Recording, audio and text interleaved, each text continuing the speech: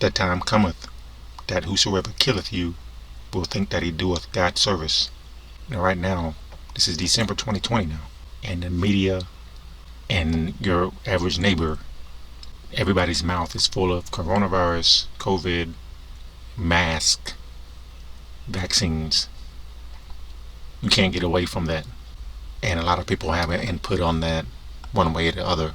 But if you're going to notice, most people are going to go the way of defending the use of the mask and defending the vaccine, basically holding up what major media says. And if you're on social media and you have any kind of platform and you start going against the popular tide, you're going to be censored, you're going to be blocked, you're going to have content removed or flagged in some way. Sometimes it's not other people that are doing that, it is the people who are running the platforms. There was one weird thing that I noticed when I was trying to set up some of my websites a few years ago, and that was that you can't really post videos on these DIY, these do-it-yourself websites. They won't let you. They're going to claim that they don't have the bandwidth, they don't have the gigabytes or terabytes or whatever term you have there. I'm not that deep into the computer lingo. But hey, you can't post this video because it's too long. The only way you can post a lot of videos on some of these platforms, these websites that you can build yourself, is to post them on YouTube or Vimeo or BitChute and then link it or embed it onto your website. And I remember some years ago wondering why is that? Why won't they let you put the videos up there yourself? Well, they've got to have someone to police the things that you're putting online. It didn't take me long to figure that out. And of course it amazes you and it angers you that that's the way it is, but that is the way it is. Because it was hard for me to believe that no website provider could buck up and say, hey, we're going to get enough storage or memory or what have you in order for our customers to put their own videos up without the use of these giant corporations. And of course, all the corporations are connected. There's really only one company. And sometimes I understand it's hard for people to really get a hold of that. There's only one company. There's only one government. People talk about New World Order and one world government. It's pretty much always been one government, or for longer than we think. It was on the approach long before George Bush, the first one, did that famous speech about the New World Order, about making it happen. It was already here. But this thing about the mask and not being able to really speak against it, vaccine not being able to speak against it, coronavirus, you say it's not what they say it is, people are angry at you. And I've noticed that a lot of people are helping the government or the state or the one company or the one government, whatever. Those entities don't have to really stop you in a lot of cases. Now they can and they will, but a lot of time the people around you are the ones who are stopping you from really being honest and truthful with your opinion. They're helping the devil, basically. Now I used to wonder what people meant by devil puppet. That is one of the definitions of it. Sometimes it's not that they're openly serving the devil, but they are helping him by stopping people who are saying something that's true. That's what that term means. And I'm in a business where I do a lot of traveling. I see more people in 1 week than most people do. I go from business to business. And I've noticed during 2020, as we're going through the pandemic is real, coronavirus is real, but the COVID is false. That's what I will say. And as I go around and I see all these mandates and requirements, you're required to wear a mask. There's a mandate to wear a mask. We strongly suggest that you wear a mask. Please wear a mask. All these different ways of saying it. People are intimidating you. And you'll see these things on the media where somebody who doesn't have a mask is like throwing produce in a grocery store because they're angry because somebody asked them about a mask. And I know those clips are false. Those are actors. They must be, because when I'm out, almost everybody I see has a mask on, except me. Now I wear it in certain situations if somebody's really giving me a hard time, or I just want to get in and out of a place without a conflict. But most of the time I don't wear a mask, and most of the time people leave me alone because I know the masks are not effective, because I know the coronavirus is not what they said it is, all those kind of things. That's why I don't wear the mask. It's not that I want to be a rebel and just don't want to follow the rules. Is that I know it's empty, it's vain. That's the word I'm trying to think of. It's a vain, empty thing to wear the mask, because if it was what they said it is, if the illness is what they said it is, the mask would help, the lockdowns would help, then the social distancing would help. These are things that a lot of people are saying, and I'm just going to put it here myself for the record as well. If all that stuff was working, the numbers wouldn't be going up, but they are. That's why I don't wear the mask. What difference does it make? I'm not afraid to die, and I don't believe I'm going to die from this. And I'll put it on record here. If you heard that I die or I'm sick and I've got the coronavirus, COVID, you're going to know it's a lie. I'm going to tell you right now it's a lie. But what we're talking about here is John 16 there. Jesus is telling his disciples about the end times, and he's telling them that the time's going to come. He told them a lot of things in these chapters. John 13 is when it starts, I think. It goes through John 16 is where we are right now. The time cometh for that whosoever killeth you, the time cometh that whosoever killeth you will think that he doeth God service. This is talking about people who think they're doing the right thing. They think they're godly, righteous people, but they're going to have you killed. They're going to have you arrested or whatever have you. They're going to have you punished in some way because they think that you are doing something bad. And I see the precursor to that now. I see the prologue, or whatever word I'm looking for, to that time right now. With the mask thing. That's what made me think of this verse in John 16. Oh, they think they're doing a good thing. Why won't you wear a mask? You're hurting people. You gotta show people you care. You don't care about people, do you? Do you? You don't care about people because you won't wear a mask. You're making people sick. Well, I'm not sick. Well, you could be asymptomatic. You could be carrying it around and not know it. That doesn't make any sense. How come everybody I see in these hospitals on the news with tubes all in them, their eyes look like a newborn baby? They look healthy. I don't understand that. Well, it's not supposed to be understood. It's not supposed to make sense. The whole pandemic is full of a bunch of confusion.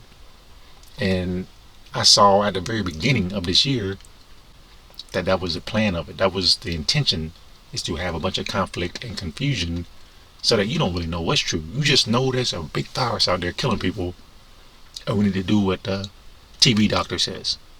And from the very first mention of coronavirus, COVID, it wasn't called COVID back then, it was just coronavirus. I knew that was not right. I knew something was wrong with this.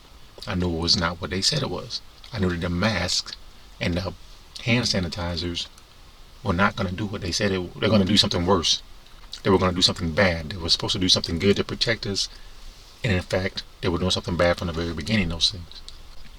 But you got everybody out here doing the work for the TV doctor and the TV talking heads and the politicians that are lying to us. I mean, you could go back through the messages that we've done in this ministry, and we've been saying the same thing. This is not what they're saying it is. And they're lying to us on a bunch of levels. But there's nothing you can do about it. You're like one person or one of a few people. I know I'm not the only one saying these things.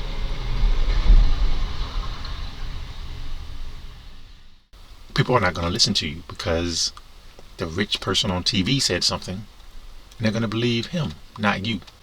And I'm thinking about these things because I see the ferocity of the people who are defending the mask and protocols that we've been given from the government all over the world. Now I have a little bit of a different perspective on this because I was in Asia in February. I was in the quote-unquote hot zone. And I remember as we were over there and things started ramping up with the coronavirus, there were people over there that we wanted to see that they basically avoided us. They didn't want to see us because we had traveled from the United States to Asia. And who knows what we had picked up, me and my family, who knows what we've picked up on the way over there. So they kind of made excuses not to see us. I knew that was what they were thinking pretty quickly. I remember laughing about that with my wife. Like, this is amazing. I can't believe this is going on. But now it's 10 months later, and I'm still walking around just marveling at how deceived people are. I keep saying that in a lot of messages, videos, and writings. It's amazing how blind people are. And I'm not holding myself up. I'm just always praying that I'm not blind about things. I have been blind before. I'm the kind of person that if you come to me and say, hey, you're wrong about this, man, I'm going to take that. And you know what? You're right.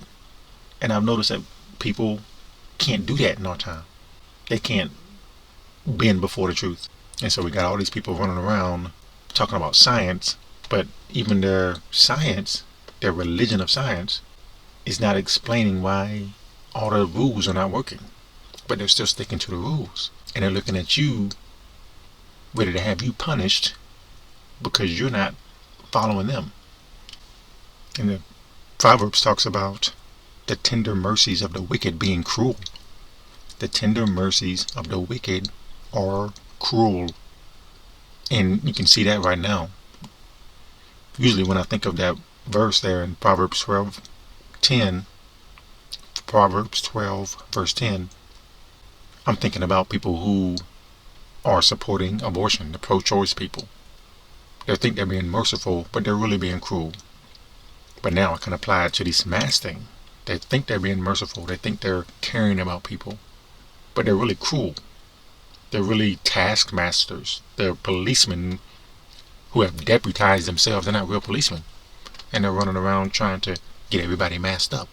I'm almost about to lose count now. Probably about 10 times that I can think of off the top of my head in this year where people in public have basically chased me around or tried to stare me down because I didn't have a mask on. You know, I could tell a lot of stories about that, and over time maybe I will. But I don't see anybody without a mask mocking, making fun of, or in any way harassing people with masks. I haven't seen that the whole year, and I haven't been doing that. You only see that in the social media. Then everybody responds to those fake actors throwing watermelon in a Kroger because somebody approached them about a mask, and everybody gets on there in comments about how violent the non-mask wearing people are. And I've seen the exact opposite. And the reason I'm talking about these things is because I'm just coming away from a situation or a couple of confrontations in my tent making business, in my own job, where a manager went up the chain of our business or of our companies writing emails about me because I didn't have a mask on. And again, it's not about being a rebel and not wanting to follow the rules. It was me actually trying to get away from this person, this manager, this woman, and she wanted war. And she's like, no, you're going to stay here so that you can be wrong. Instead of me saying, well, I'll just leave. If you don't want me without a mask, I'll just leave. No, she don't want that. She wants to fight. She wants to make things difficult. You're going to notice that the Jezebel spirit and the Sodomite spirit, they're holding hands. The gay people and the overpowering feminist woman, they're pretty much holding hands like that old game. I can't remember the name of it right now, where you got two lines of people holding hands, facing each other, and somebody runs across and tries to break their hands apart. And they've got a chain going like that. They're effeminate men and a thinks she's strong woman. And this was a thinks she's strong woman trying to take me down, and I'm kind of parrying and defending myself, but she wasn't having it. She wanted war. Jezebel wants war. The Jezebel in the Bible in the Old Testament wanted war. You remember that? She does not want a strong man who's going to stand on his own 2 feet. She wants a man who's going to fall at her feet. That's the only man that's acceptable to her. That's why she and the Sodomite, the effeminate man, they're going to get along. He's not going to challenge her in that way. Not usually. They're on the same team. And I've noticed with this mask thing, those two people, those two groups in general, they are the most fierce about people wearing masks. And I ask myself, why is that? But the answer is right there. They've got to prove themselves as strong, as leaders, as smarter and with more power than just a regular man or a woman. Straight man or woman, as they call it. I don't even like that term straight in that way. It's what God intended us to be. But these people have a form of godliness. I'm talking about in 2 Timothy. It's a verse I go back to often, a familiar verse to people. They have a form of godliness, but they deny the power thereof. These are not followers of Christ.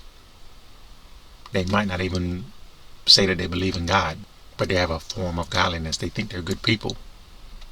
There's a lot of things that I would like to say to these people sometimes when they're confronting me about the mask.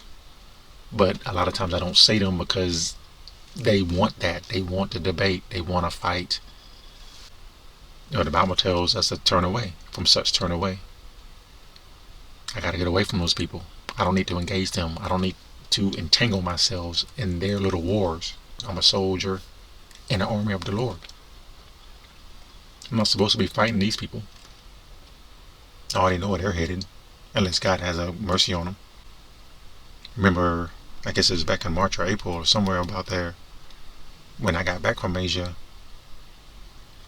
we were talking about people who will be fearful of people that they thought were sick, and they will be scared to help them. And that's sin. That's the story of a good Samaritan. The religious people wouldn't help this guy that was beat up on the side of the road, but this average Samaritan stopped and helped him. Went way beyond what he even needed to do to help this person that had been beaten up by robbers and thieves while he was on his journey.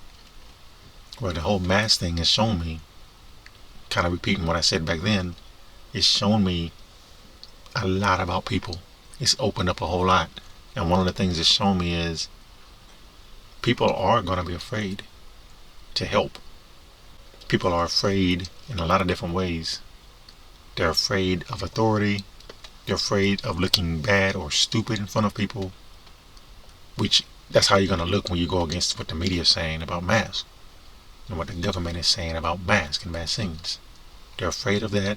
They're afraid to lose their job. I understand that. I'm not talking about these people here. You're afraid to lose your job, and I gotta wear this mask because I gotta provide for my. I understand that. You're wearing a mask because you're afraid of the health thing because you've been watching TV 24/7, and they're telling you that, hey, the virus is gonna kill you. Well, I better wear this mask. The virus is gonna kill me. Now, I understand you're deceived, and I'm not picking on somebody like that. I understand. No, the people I'm focused on here are the ones who are hostile in getting you to wear the mask. And they're going to chase you down. And they're going to tattle on you. And they're going to run you up a flagpole and run up the ladder to tell your boss and your boss's boss about you because you won't have a mask on. They're going to get on social media and post a little snapshot of you without a mask on in the food line or something. No, those people are not good people. But they think they're good people. They think they care about people. It's really amazing. Good for evil and evil for good. Bitter for sweet and sweet for bitter. That's all that is. And it's all a bunch of fear. Fear mongering. You know where that comes from. It don't come from God. It's coming from the devil. What are we afraid of? God has not given us a spirit of fear, but of love, power, and a sound mind.